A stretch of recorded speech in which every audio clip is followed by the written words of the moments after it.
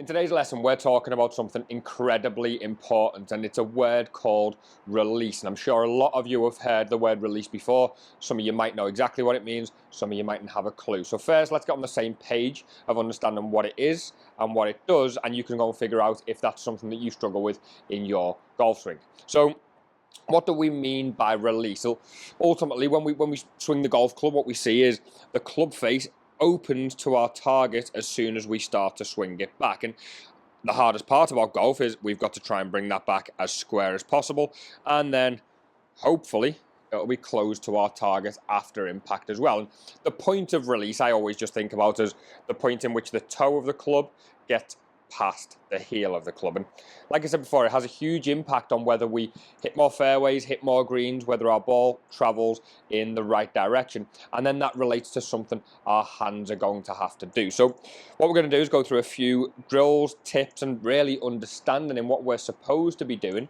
in order to hit those greens. You will gain more power as well. You'll be striking the ball better, and you will see the middle of the face. You'll see more ball speed, and you will see more compression on the ball if you are releasing that face properly.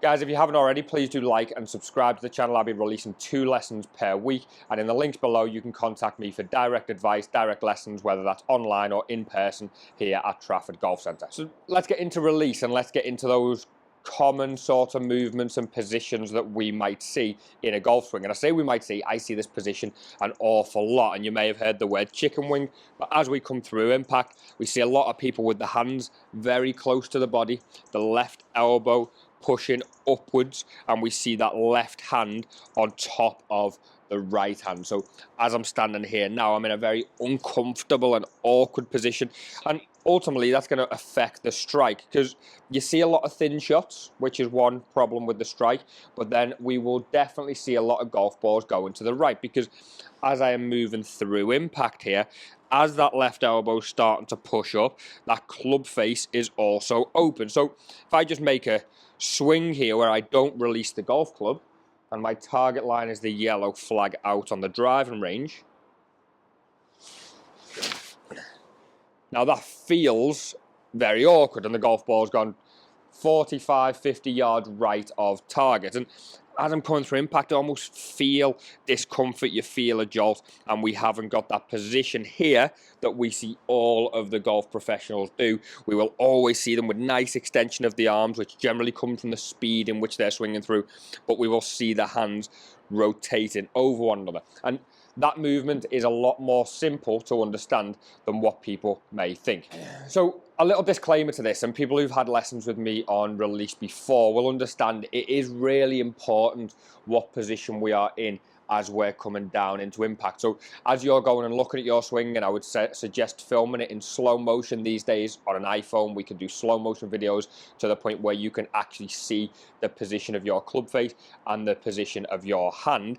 And what we're looking for here is, as you get halfway down in the downswing, we need to make sure that your toe of the club is ahead of the heel slightly, and that your left wrist is in this fairly flat position. So what I'm looking at there, when I'm saying a flatter position, it's actually slightly bowed, but one thing it's not is in this position where the back of my hand is looking upwards, the club face is open, because from there we will find it really, really difficult to do the movement of release and to rotate those hands. So one thing I want you to do, which is going to give you really good feedback in this, is just place a tee into the back of your golf glove, because we're then going to start to see where the back of our hand is pointing and how that relates to the club face. And as we go back to down the line on just what I was mentioning there, we will see with an abundance of tour pros and good players that when they get to this position halfway down in the downswing, that the back of their left hand or lead hand is pointing straight out in front of them. And what we see with an abundance of amateurs who are struggling to release the golf club is that as they start to come down into impact, we're seeing that tee pointing upwards. And as we see that tee pointing upwards, we also see this club face pointing upwards too. Okay, now once the wrist is in that cupped position, as I mentioned before, it's really difficult to square this up. And the way you will square it up, if you were just looking from face on there, is we will create a flicking motion And we get this impact position where we have a cupped left wrist. You can now see why I'm maybe just catching the ball a little bit thin. And as the momentum of that club carries on, that's where that left elbow is getting pushed up. And I'm really struggling for comfort, I'm really struggling for strike, and I'm really struggling for power. So that tee, what we're looking for is as you get halfway down, we're just going to start looking for that to be pointing forwards.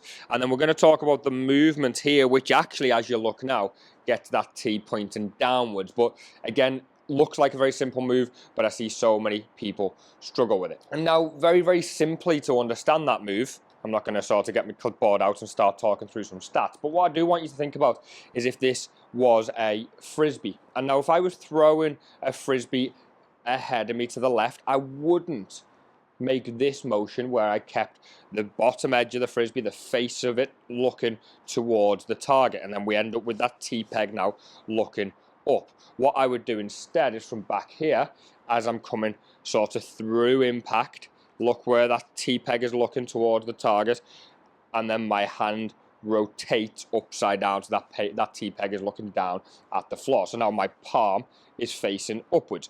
And I'm sure most of you at some point in your life have thrown a frisbee, and if you can throw it well, we will have to turn that disc flat and release that at the right time. So we will have to open our hand now, and if I just get rid of that, we can see this position here. And what we said about in a golf swing before, if you are one of those people who doesn't release, is you will end up in this position here where the knuckles are looking up and your palm is looking down. So just grab yourself something flat. It can be a dinner plate, it can be a clipboard, it can be anything, and just feel first of all that motion where we turn that hand upside down as we come through impact. And then from there, really all we would feel, and this is just again without a golf club in our hand, is we would almost just feel as if as we release that frisbee and let go of it, we just kind of do a bit of a bicep curl and we just lift our arm up. And from there then we're starting to see the correct action that we will see hopefully with a golf club in our hand. So then let's follow that up now. What does that look like? What does that feel like within our golf swing? And we're just going to get that set up again. We're going to keep the tee there because visual feedback is always really good and it'll keep you focused. So what I'm doing now is I'm just going to make a small backswing, and I'm going to do that checkpoint first of all down the line that I have that tee pointing straight out in front of me, and I've got that toe of the club slightly ahead of the heel. If you're not there, that needs to be the first thing you work on because, like I said, we're not going to be able to do it from here. So from that position, toe ahead of the heel, club face square to the spine angle, and we got this tee pointing forwards. What we're then going to start to feel is that we release that golf club in that frisbee motion with the left hand, and we start to see that tee pointing down. And again, just for another checkpoint, if you were out in front of me at the target, what we'd see there is the toe of that club again. It's past the heel, it's released past the heel. I haven't made a swing where I'm sort of holding it off here. Now, that hold off position is so common and often breeds from the idea of people know they're supposed to be hitting down on the ball, so they try and get the hands there early, they try and push into the floor, and then we end up here all of a sudden. We can still hit down on the ball while we are releasing the golf club because it's not a flicking action. So if you are somebody who's sort of thinking, oh yeah, I do try and drag the handle through, sort of a cricket shot, and that's where we end up with this chicken wing and with that tee pointing up to the sky. So let's go through that again. We're getting into that position where we've got club face in the right position, hand in the right position, and then we're going to release that golf club through. And I'm just going to finish here and just watch myself and go, yeah, it all looks in check. I'm starting to see that golf club release up this way. I'm starting to get this left hand turned upside down, right hand is over the top. So from your face on camera there, you'll probably start to see these three fingers just appearing underneath my right hand. If I start to change that, look, the golf club dropped really low, I've lost a lot of power, the left elbow's high, and the tee's pointing up, so completely different positions. And then we're going to go away and start hitting some shots like that. We're not going to hit full shot yet, we're just going to start to go into this position halfway back, and release. Into this position halfway back, and release. We're not hitting full shots, we're not hitting full distance, we're just getting used to that feeling of halfway back, checking the correct position, and then we're going to release. Now, I've fatted that one a little bit. I've not struck it very well at all. But the point being, I can see after impact, I am here in this position, not here in that position. And then we'll start to just make that swing a little bit bigger. And you can see from that face on camera now, look at this position I've finished in. The elbow's tucked underneath, this hand's released, this elbow's not up in the air, and hand's struggling. So you go through those checkpoints, you make sure you've got awareness of where your hand is. Use a T-peg. You sort of get that feeling without a golf club in your hand of throwing a frisbee. And then finally, you put a golf club in your hand, keep the tee, and just gain awareness of what that should feel like. If you do it slowly, you will learn this so much quicker, and it'll feel simpler than ever. If you're trying to do this at full speed and you're trying to hit full golf shots all the time and thinking, did I do it, did I not do it, then you're going to really struggle to progress. So film your swings, see if you're that person in this position without the release. If you are, go through those checkpoints, and hopefully you start to get much better strikes, much better distance, and your game improves when you're hitting more greens. So guys, thanks for watching this week's video. If you are looking to contact me for direct advice on your golf swing, then links are below. One for Skillest, which will get you online lessons with me. We can do an online academy. We can give you advice remotely. And then the second option is to come into here in Trafford Golf Centre, Manchester, and we will improve your swing right here and make you play better next season.